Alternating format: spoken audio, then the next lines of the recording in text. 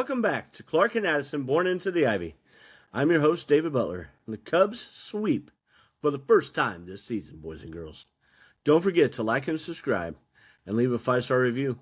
Make sure you like and subscribe on any of our listening platforms or if you're watching on YouTube.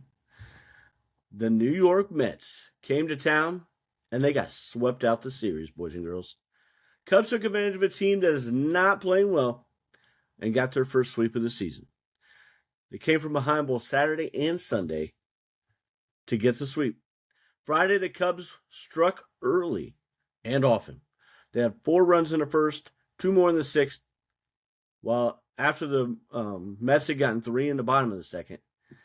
Took a 6-3 lead, ended up 12-4 as the Cubs just dominated them on Friday. Edward Cabrera struggled, especially early on, but he pitched and he battled well. That's a sign of a major leaguer, boys and girls. A guy who isn't always pitching the greatest, but he battles and he sticks in there, keeps his team in, gives them a chance to win. That's what you're looking for. In the second game, Jameson Taillon gave up a second inning home run, and you thought, oh man. But then he settled down, and that was it. So he gave up 6 innings. The Cubs offense countered with an Ian Happ homer in the bottom of the second on Saturday. But then they struggled. Offensively, they struggled quite a bit until in the 6th inning after Ian Happ and Seiya Suzuki got a walk, and Carson Kelly pinch hit for Moises Ballesteros and hit a 3-run homer on the first pitch from Brooks Raley. Drove it over the left center wall for a 3-run shot. It was fantastic. Absolutely fantastic. And Ben Brown and Caleb Thielbar came in, shut the door. Brown had given up 1 unearned run, but overall he's pitching much, much better. Game 3 saw a lot of drama. Again, Cubs not scoring a whole lot of runs. They didn't score anything until the 9th inning, actually, when they finally were able to get a run on an Ian Happ single off Devin Williams. Scott Kingery came in to pinch run, and then Michael Conforto came in to pinch hit for Matt Shaw and hit a game-tying double. The Cubs won it in the 10th with a Nico Hoerner sac fly as PCA scored to win the game. Heck of a comeback and a great pitching through the series. Absolutely incredible series, especially when you consider all the injuries the Cubs have had with the pitching staff. Which leads me, that's what you call a segue, into all the injuries the Cubs have right now. There's a lot of guys who are on rehab assignments and or not expected to be out a terribly amount of time, but we also know about Cade Horton, Porter Hodge, both having surgery and done for the year plus. Both of them are probably going to be out about 15 to 16 months. And that's insane. Porter Hodge has his surgery tomorrow. Cade has already had his. But Phil Maton do a diagnostics bullpen. I'm not exactly sure what that is. I apologize. And on Saturday, that went well per Craig Counsell. He will pitch live BP on Tuesday the 21st. And is expected back somewhat soon, I think, after that, as long as things go well with that. Jordan Wicks had 37 pitches in a rehab start with Iowa on Saturday. Went 3 innings, allowed 1 hit, 1 walk, and 2 strikeouts. Daniel Palencia went on the IL Friday the 17th, retroactive to the 14th. He's eligible to come back on the 29th. I don't know if that'll happen right away, but it doesn't sound like it's expected to be too much longer after that, barring any setbacks. So that was a real blow on Friday when we heard that shortly before the series started. That was a terrible blow. I don't think anybody liked to hear something like that, but it is what it is, kids. It is what it is. Just one of those things that we all got to deal with right now. Matthew Boyd had a rehab start last Thursday, the 16th, and reportedly felt really good afterwards on Friday.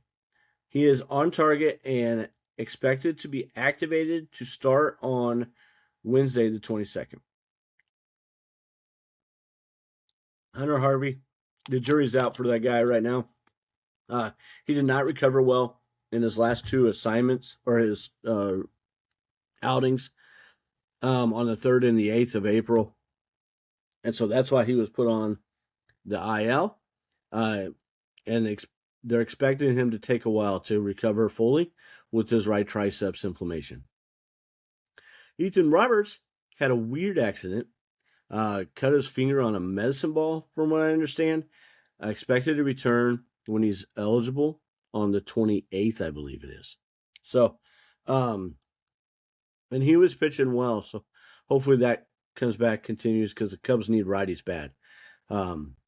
Justice Steele, we all know about that. Medically cleared on February 28th, but is on the 60-day IL. He is pitching live BP on his designated days right now. Is the bullpen a concern? This is the third straight episode, that I have asked that question. Absolutely, it's a concern. How can it not be with all the injuries to the staff and everything? However, I'm going to say this. The bullpen is settled in. With the guys, the likes of Riley Martin, who has had 6 appearances, 6 1/3 innings, and a 0 ERA right now. I'm knocking on wood. Ben Brown, 7 appearances, 16 2/3 innings, and a 2.70 ERA. Caleb Thielbar, 9 appearances, 8 innings, and a 2.25 ERA. And Hobie Milner, 9 appearances, 9 1/3 inning, and a 1.93, have all stepped up in a huge way. If these guys continue to do so, that's going to be huge, and it's going to be lights out. I don't think that the bullpen is going to do what they did last year. I mean, that bullpen last year was absolutely insanely good, especially after the first month of the season. Faltered a little bit in the latter part of the season, but only a little bit, and was still really, really good. I think that we would be crazy to expect it to be that damn good again all the time. Go Cubs, go! And frankly, unrealistic. You know what I mean? But that doesn't mean it can't be good. It doesn't mean it's not going to be good. And I think they have really found something with Riley Martin. And I was excited and high on Ben Brown. I've been very critical of Ben Brown when he's faltered, but he's now put together 3 straight good outings. Again, I know he gave up 1 run Saturday, but it was not his fault. I mean, he was out of the inning on a normal situation. And you don't want to blame Nico, because Nico doesn't mess up much. And it's been very few and far between. Nico's been the MVP of the team so far this season. But that is what it is. And that wasn't Ben Brown's fault. It wasn't a here we go again or any of that. It was just one of those things. So Caleb has stepped in as the de facto closer for the time being. And that's awesome for him and for the team. And Hobie Milner has just been fantastic. I mean, for him to have 9 appearances as well, he and Caleb, you worry about that a little bit, especially with Caleb, because he's almost 40. But I don't think that that'll be necessary as some of these guys come back. What we really, really need is for Phil Maton to step back in and be the man that we think he's going to be and the pitcher that we think he's going to be and expected. But we want him to be 100% healthy before he does that. If he can come back and do that, he'll become the de facto closer, I think. Probably not immediately, but I would think that he would be. He's a very talented player and pitcher when he's on. So we have a Philadelphia Phillies preview again. I know we just did that. I feel like it's deja vu. We just did this last Sunday. But it's now a 4-game set, all at Wrigley, and here we go. Aaron Nola, right-handed pitcher, versus Colin Ray on Monday, tomorrow night. 7:40 start Eastern time, 6:40 Central. For Monday, Tuesday, and Wednesday, and then a 2:20/1:20 Central time on Thursday.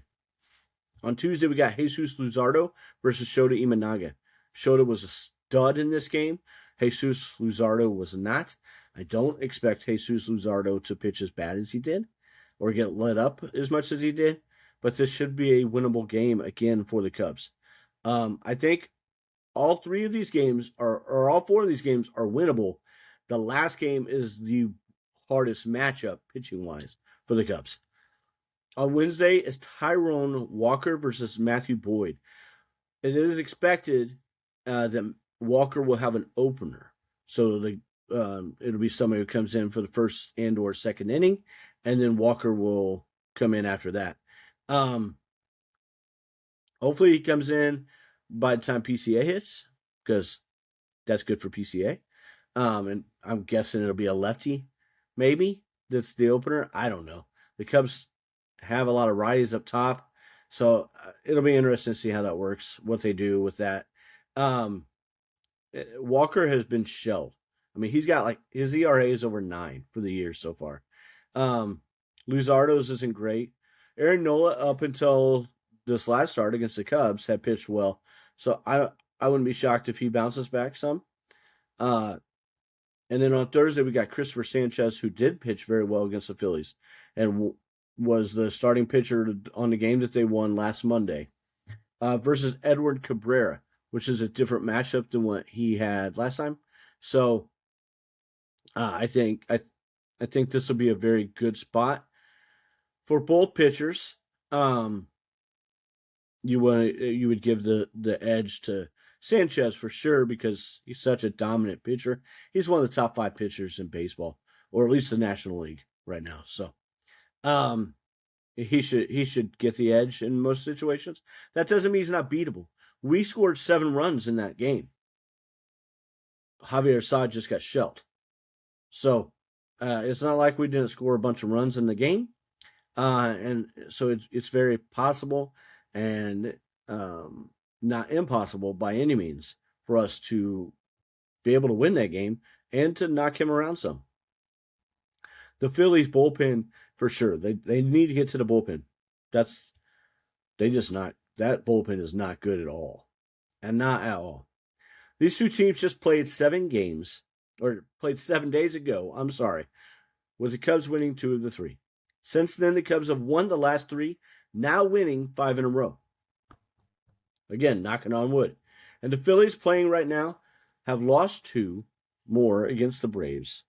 Let me see what they're doing, because that game should be close to over. For the season, Cubs had the 4th best average or offense.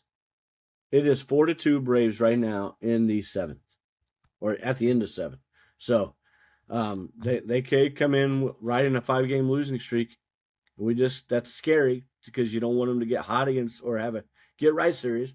But we just got done with facing the Mets coming in off of L8, and they're in an L11 now. So Cubs have the 4th best offense, now averaging 5.33 points per game, runs per game. Sheesh. While the Phillies are 26th at 3.65 runs per game. Consequently, the Phillies pitching staff has a team ERA of 4.88, which is ranking 28th. The Cubs have a 3.59, ranked for 10th. At worst, the Cubs need to split this series. At worst. They should be able to, and I want them and should expect them to win 3 out of 4. If they can win 3 out of 4, that'll put them 5 games above 500 now. They're still in 4th in the division at 12-9. That's insane. 5th place is tied with us. That's the Brewers at 12-9. 1.5 games out still. The Central's on fire, kids. Absolutely on fire. But the best one of them all. Cubs, go! That's right. So, the Cubs got to Nola and Luzardo, while Walker struggled minorly, like I talked about. Our awards for the week, I have a position player, starting pitcher, and relief pitcher of the week. Nico Hoerner is our position player of the week. He's the player of the year so far.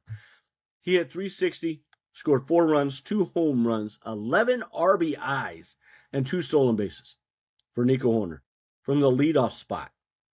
That's awesome. Our starting pitcher of the week was Shota Imanaga. He went 6 innings, 1 run, 3 hits, 1 walk, It was a home run, but still. And he had 11 strikeouts, which was tied for his career high. Phenomenal week from Shota. I expect him to continue. I mean, he looks so good. And our relief pitcher of the week was Riley Martin. He had 3 games, one as an opener, 3 innings, 2 hits, 0 walks, and 4 strikeouts. He did a phenomenal job for the week and has done a phenomenal job since he's been called up. I'm excited to continue to watch him. Thank you very much for watching and or listening to Clark and Addison Born to the Ivy. Don't forget to like and subscribe on YouTube, and don't forget to like and subscribe and leave a comment via YouTube and or any of your listening platforms. Thank you very much. Have a great day, and let's go Cubs. Go Cubs, go!